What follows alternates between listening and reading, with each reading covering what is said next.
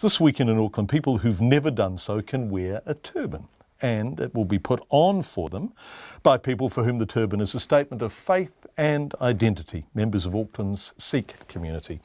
In part, this is being done to overcome ignorance about what the turban is and what Sikhs are, and one of the men behind it knows the cost of that ignorance firsthand. Jaspreet Singh is the young medical student who was in an Auckland cafe late last year with his headphone wires sticking out of his university bag when a woman decided he was a terrorist and called the police. He and two friends from Auckland's Sikh community came into the studio this afternoon. Jaspreet, welcome. It's lovely to have you here. Thank you. So you've also got Untitled Chapter behind us, for people who are listening on the radio. So the three young men are in the studio, and we've also seconded Drew, who is our office administrator.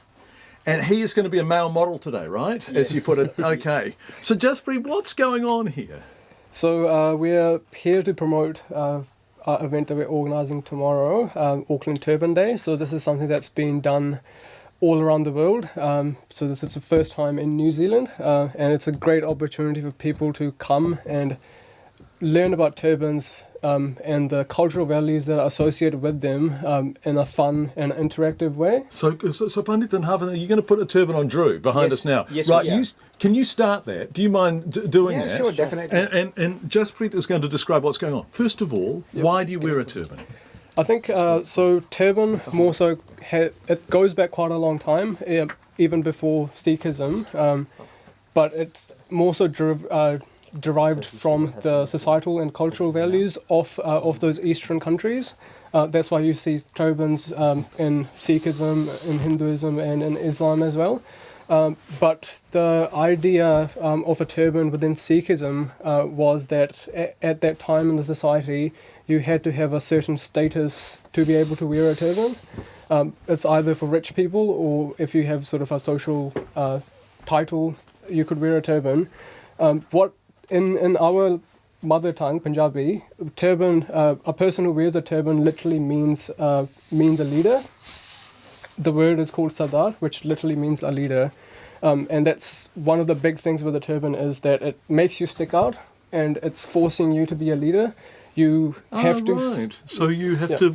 You have to behave in an example that reflects appropriately on your beliefs. Not just our beliefs, but us as humans, and sort of standing up for injustice that's happening anywhere, and helping out anyone that's in need. Now, I didn't realise that you would be so relaxed about the idea of people wearing turbans, because I would have thought it would be slightly disrespectful if you were to seek to put a turban on. Yep. But actually, this weekend in Auckland, when is it? Tomorrow? Tomorrow, yep. If you want to know what Drew is going through right now, which is having a turban put on, you can go along where? Where will this happen? So this is at OTO Square, just down the road from here. So we'll be starting from 12 p.m. To 3 p.m. We've got some masala chai as well for the people that are going to be there, and we'll have a Bhangra performance from a young group as well, starting at 12 p.m.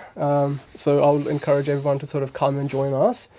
And I think for a long time, sort of people have been holding on to their cultural beliefs and not sharing it with the wider community. And I think for us who have migrated here and want to be part of this community, it's very important that we do share our values with the rest of the wider community. It's also important people understand your values. I mean, you are the student who had the experience of someone describing you as a terrorist, right? Yeah.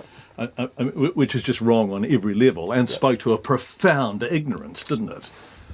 Well, I think it sort of happened after the Paris attacks, and that sort of event can precipitate these kind of beliefs that people have. But I think what I sort of tended to try to focus on was sort of the positives that we could get out of that event, and that was more so that I think it was a good opportunity for people to sort of reflect on their personal sort of associations that they might have with these kind of things. And hopefully I think we sort of managed to do a bit of that, and hopefully we can continue doing that in the future, because that's more so like a lifelong process rather than something that you can do overnight.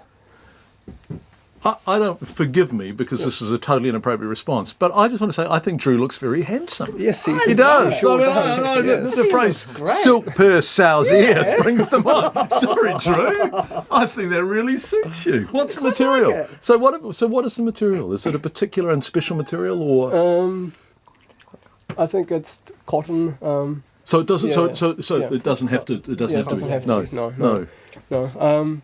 I think it's just a cloth, but it becomes something else once it's being used, and that's the thing that we value. And another thing I think I've sort of would like to mention is the principle of equality and the value of the importance of that to Sikhism.